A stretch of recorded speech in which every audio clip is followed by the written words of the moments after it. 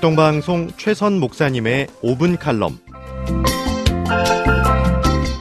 매주 수요일 이 시간은 세계로 부천교회 담임으로 계시며 사단법인 한국문인협회 시인으로서 하나님의 복음을 전하고 계신 최선 목사님께서 말씀 전해주십니다. 은혜의 시간 되시길 바랍니다.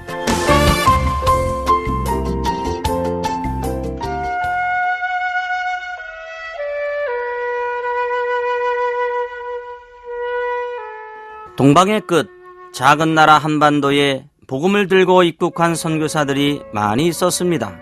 미국, 캐나다, 호주, 영국, 스코틀랜드, 뉴질랜드 등 선진국에서 생명의 진리 예수 그리스도를 전해 주었고, 학교와 고아원, 병원, 사회복지시설들을 우리나라에 세워 주었습니다. 여러 선교사들 가운데 오늘은 아더 패턴 피어선 선교사를 소개하고 감사한 마음을 전하고자 합니다. 그는 1837년 3월 6일부터 1911년 6월 3일까지 하나님의 복음을 전하기 위해 지구촌 곳곳을 다니며 진리인 생명의 말씀을 전했습니다. 피어선 박사는 미국의 장로교 목회자이자 성경교사 양성가이며 선교운동을 활력있게 펼쳤던 예수님의 참 제자였습니다. 그는 피어선 성경기념학원, 현 평택대학교를 세우는데 중요한 기반을 놓았던 인물이기도 합니다. 피어선 선교사는 우리나라가 복음을 받아들이던 근대 복음주의 선교운동 일원가로 한국교회에 많이 알려져 있습니다. 피어선 박사는 1만 3천 개 이상의 설교문과 연설문 등을 집필하였습니다. 심지어 60권 이상의 책을 집필할 정도로 활발한 작가이기도 했습니다. 우리나라 초대교회 때에는 선교사들에게 적지 않은 지성과 영성으로 큰 영향력을 미쳤던 기독교 지식인 중에 중요한 인물이기도 합니다. 특히 한국교회가 기억하는 언더우드와 북장로교 해외 선교부 총무이자 프린스턴 신학교회 교회사가 로버트 엘리엇 스피어 교수, 이슬람 선교의 개척자 사무엘 M. 스웨머, 기독교 청년의 운동과 에큐메니컬 운동의 지도자로 후에 노벨 평화상을 수상한 존 모트, 한국의 선교사였던 제임스 게일 박사 등에게 크고 작은 선교적 지원으로 피어선 박사는 그들과 선교 동역을 하였습니다.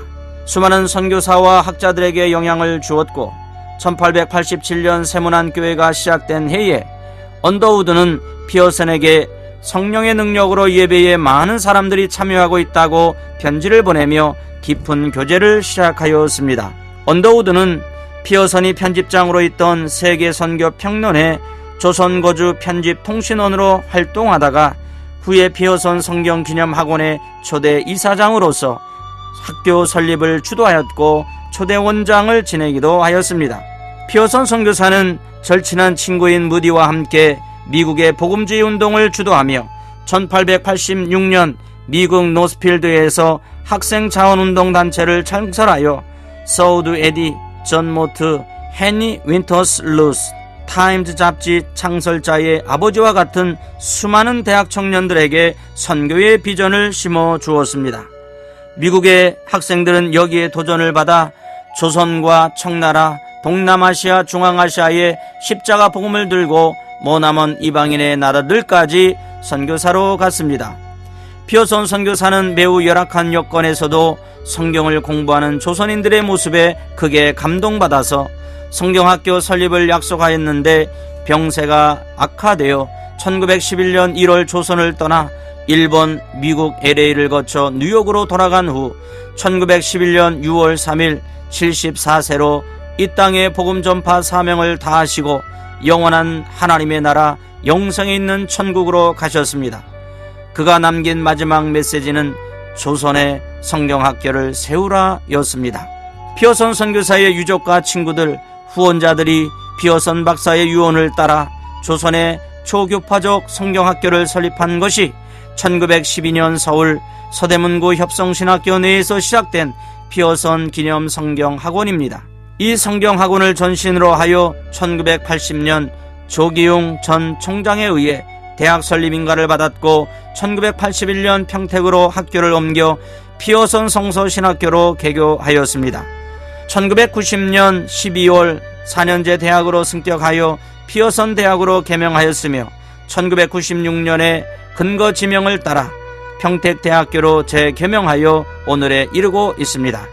사랑하는 극동방송 가족 여러분, 조선의 어두운 영적 어려운 환경에서도 하나님의 진리를 전하기 위해 지병을 안고 있으면서도 우리나라의 복음을 들고 찾아온 피어선 선교사의 충성스러운 예수의 제자 정신을 깊이 생각하며 한국교회 성도들은 하나님과 피어선 선교사에게 감사한 마음을 가져야 할 것입니다.